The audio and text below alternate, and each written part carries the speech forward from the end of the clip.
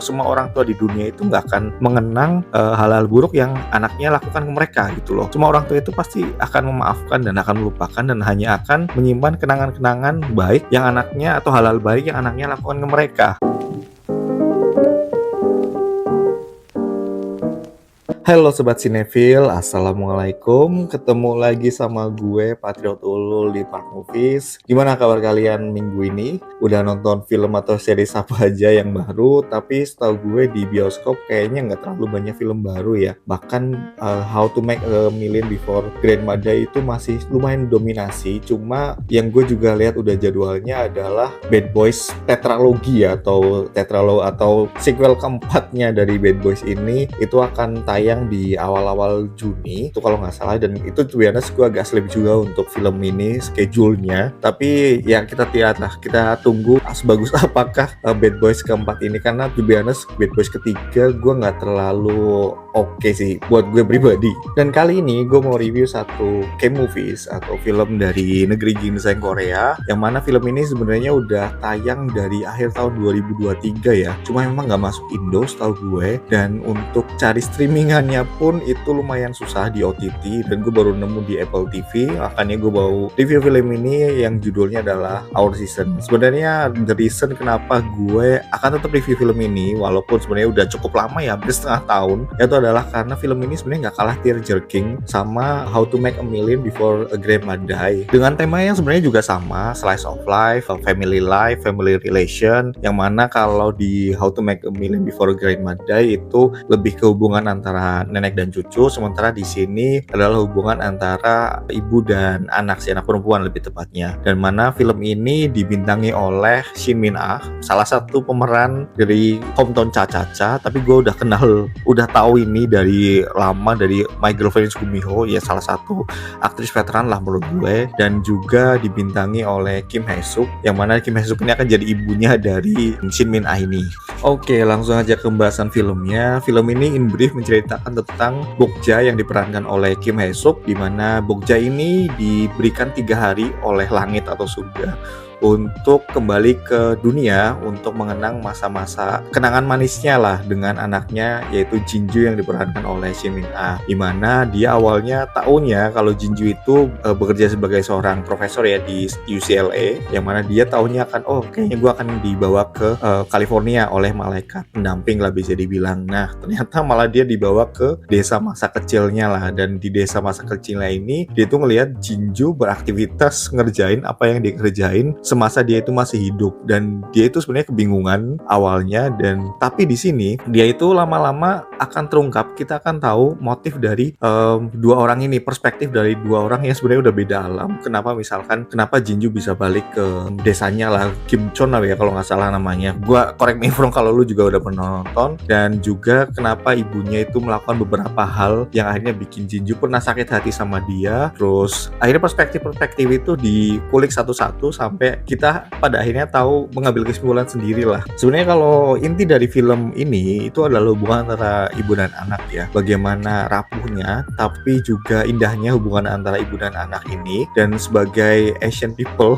Asian family, itu kita juga diperlihatkan gimana susahnya Asian people itu untuk mengungkapkan perasaannya, karena mereka nggak ekspresif, banyak gengsi, banyak hal yang kayaknya kok jijik ya kalau gue ngomong ini ke orang tua, atau orang tua bahkan do the same sih. Mungkin nggak kayak Western Society yang bisa dengan bangganya bilang that's my son gitu loh. Tapi bisa dibilang orang-orang tua di Asia itu meskipun keras di depan anaknya, tapi sebenarnya di belakang itu membanggakan anaknya kalau udah achieve something. Dan itu kelihatan ketika alurnya memang dibuat maju mundur ya, dimana ketika di alur maju itu kita diperlihatkan bagaimana perspektif Jinju kepada Bokja, kepada ibunya itu setelah ibunya meninggal, penyesalan yang dia tunjukkan di situ, yang jujur ini sepertiga film terakhir itu sedih banget, sedih tanpa harus tangis-tangisan di dalam film. Itu sedih yang yang kita diperlihatkan vibes-nya. Apalagi ada scene dimana si Jinju ini ngasih obat-obat untuk pernapasan. Kalau nggak, ibunya punya masalah pernapasan, itu di malam-malam lagi hujan salju, terus dia ninggalin itu aja di depan rumahnya, terus dia balik karena dia itu sebenarnya merasa bersalah tapi nggak tahu gimana caranya minta maaf. Sementara ketika alurnya mundur, yaitu diperlihatkan ketika Bokja ini masih hidup ya, dimana akhirnya kita tahu kenapa Jinju ini punya sedikit kekesalan terhadap ibunya, walaupun di perspektif ibunya kita ditunjukkan kalau apa yang dilakukan sama Bokja ini itu punya arti, punya sesuatu, yang mana dia itu seorang yang bisa dibilang cuma lulus SD ya, diceritakan di sini. Dia itu bekerja dari pertama dia itu lulus SD sampai diceritakan dia itu tua aja masih kerja, itu untuk memenuhi kebutuhan keluarganya ya, maksudnya ngirimin adiknya untuk semuanya sekolah, yang mana dia bilang adiknya aja sampai bisa sekolah, sampai akhirnya dia minta tolong adiknya untuk menyekolahkan anaknya si Jinju ini, yang mana pengorbanannya itu nggak ditunjukkan ke Jinju, penderitaannya itu nggak ditunjukkan ke Jinju, sebagaimana mungkin gue nggak terlalu ignoran kalau ini bilang ini kayaknya cuma ke Asian parents saja, mungkin ke semua orang tua di dunia itu punya hal yang sama, punya pengorbanan yang sebenarnya sama-sama besarnya, tapi mereka nggak tunjukkan gitu lah. Ibaratnya ada banyak panah di belakang punggung mereka, tapi mereka nggak tunjukkan mereka kesakitan atau terluka lah. Dan sebenarnya di sini kita dibikin ngambang untuk kita sebel sama karakter Jinju misalkan, atau sebel sama karakter Bokja, karena tuh biasa di sini lebih ke banyak kesalahpahaman yang sebenarnya nggak perlu terjadi kalau mereka bisa lebih ekspresif sih. Yang mana mereka nggak gengsian, dimana ada satu scene dimana Jinju ini ngusir ibunya ya, karena dia ngerasa ini gue masih tinggal di apartemen kecil, padahal sebenarnya dia itu cuma nggak mau ibunya itu bisa dibilang menderita lah, kalau nanti lu tidur di sini malah kesakitan, nanti lu kedinginan, nanti something bad will happen to you. Tapi di perspektif ibunya, dia tuh juga sebenarnya cuma pengen, gue tuh nggak akan kesakitan, gue cuma pengen ketemu lu, gue cuma pengen kangen sama lu, pengen melampiaskan kekangenan gue sama lu, dan gue nggak masalah dengan semua ini gitu loh. Jadi sebenarnya dua orang ini tuh memang saling mencintai tapi dengan pikirannya masing-masing. Dan satu scene sedih ketika habis diusir itu adalah ketika dia itu makan di McDonald, itu tuh biasanya sedih banget. Dan ketika dia pulang ke desanya lah, mau desanya Jinju tuh nyusul dia, mungkin ngerasa bersalah atau apa, dan dia itu ngelihat si Bokja ini itu memamerkan ke adik iparnya kalau gue dikasih ini loh sama Jinju, gue ini, padahal realitanya dia sebenarnya ya dia merasa diusir lah sama Jinju, tapi dia itu masih membaik-baikkan anaknya ini, membaik-baikkan si Jinjunya ini. Dan sebenarnya ada satu quote dari Bokja ini yang mana itu dia ucapkan ketika ya dia udah meninggal, dan dia komentarin ke hidup Jinju ya, yang Jinju merasa penyesalan lah. Film ini juga sebenarnya tentang penyesalan seorang anak ya kepada orang tua yang ya mungkin dia punya salah dan lain-lain, adalah ketika Jinju itu ngomong kalau gue itu ngerasa bersalah sama ibu gue tuh melakukan hal-hal buruk dan lain-lain, bla bla bla lah, yang udah diungkapkan di alur mundurnya tersebut, yang mana si Bokja ini itu ngomong kalau semua orang tua di dunia itu nggak akan mengenang hal-hal buruk yang anaknya lakukan ke mereka gitu loh. Semua orang tua itu pasti akan memaafkan dan akan melupakan, dan hanya akan menyimpan kenangan-kenangan baik yang anaknya, atau hal-hal baik yang anaknya lakukan ke mereka. Dan jujur scene tersebut atau quote tersebut itu lumayan heartbreaking sih, bahkan bagi gue yang nonton itu lumayan bikin hati gue bergetar lah bisa dibilang, karena gue yakin kita semua itu yang pernah punya orang tua ya, itu pasti pernah merasakan kita pernah melakukan kesalahan dan mungkin hal-hal buruk lah kepada orang tua, entah itu ucapan atau perbuatan atau hal-hal lainnya, yang mana kita merasa bersalah dan kita bingung nggak gimana caranya minta maaf, tapi sebenarnya mungkin di orang tua kita itu udah maafkan. Dan mungkin hal yang nggak selalunya tear jerking ya, nggak semua di film ini tear jerking, ada juga culture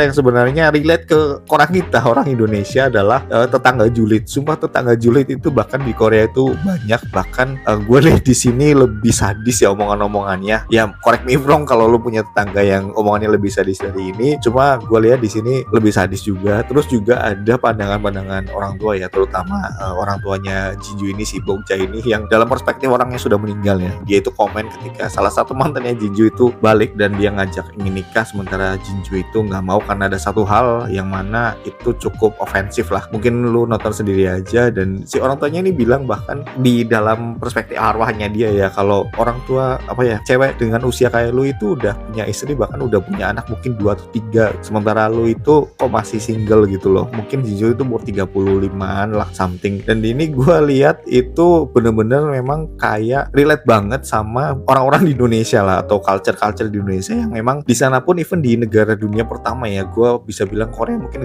salah satu negara dunia pertama yang orangnya tuh masih punya pandangan kalau ya cewek harus nikah usia muda gitu. Walaupun debatable sih, ini mungkin lebih ke masyarakat pedesaan ya, karena ini kan ibunya Jinju ini, si Bogja ini kan bisa dibilang orang desa lah. Tapi gue yakin juga orang kota di sini juga mungkin di sana juga mirip-mirip juga, ada yang masih berpandangan seperti itu. Tapi sebenarnya menurut gue ending dari film ini itu terlalu fantastical ya, artinya terlalu fantasi banget lah, kayak hampir-hampir mirip kayak Along with the Gods sih, dimana akhirnya ada rekonsiliasi, terus ya antara hubungan antara ibu dan anak. Dan jujur aja ini miripnya kok jadi kayak Spider-Man No Way Home ya, ini menurut gue aja. Dan kalau endingnya dibikin klise aja gitu loh, endingnya mungkin dia ke kuburannya atau dia ketemu Jinju di mimpi, atau meninggalkan pesan yang Jinju ketemu mungkin satu note atau pesan yang mana akhirnya bikin dia relief kalau oke, ibu gue udah maafkan gue, jadi gue bisa melanjutkan hidup, jadi gue bisa hidup tanpa penyesalan lagi. Itu menurut gue udah cukup sih. Tapi memang itu preferensi dari sutradaranya ya, yang harus kita hormati, dan tetap nggak meng-undermine kualitas dari film ini. Itu sama-sama bagusnya menurut gue. Ini film yang tear-jerking banget, film yang sedih tanpa harus tangis-tangisan lah di film ini. Dan untuk gue mungkin gue kasih skor 7/10, karena walaupun draggy di setengah awal ya bisa gue bilang, tapi setengah sampai terakhirnya itu kita dibabat habis lah, untuk hati kita bergetar. Dan setelah nonton film itu rasanya tuh pengen nelfon orang tua, pengen ya at least ngobrol lah, karena seperti yang salah satu komik ya Didu katakan lah, orang tua itu nggak butuh lu untuk ngasih satu gunung emas, mereka cuma butuh lu untuk dateng, atau at least untuk telepon, untuk ngobrol sama mereka. Oke, kalau misal lu ada pendapat berbeda, silakan share di kolom komentar, kita bisa diskusi di situ. Kalau misalkan lu suka channel dan video ini, please like and subscribe. Kita ketemu lagi di review film selanjutnya. Bye bye Sobat Cinefil.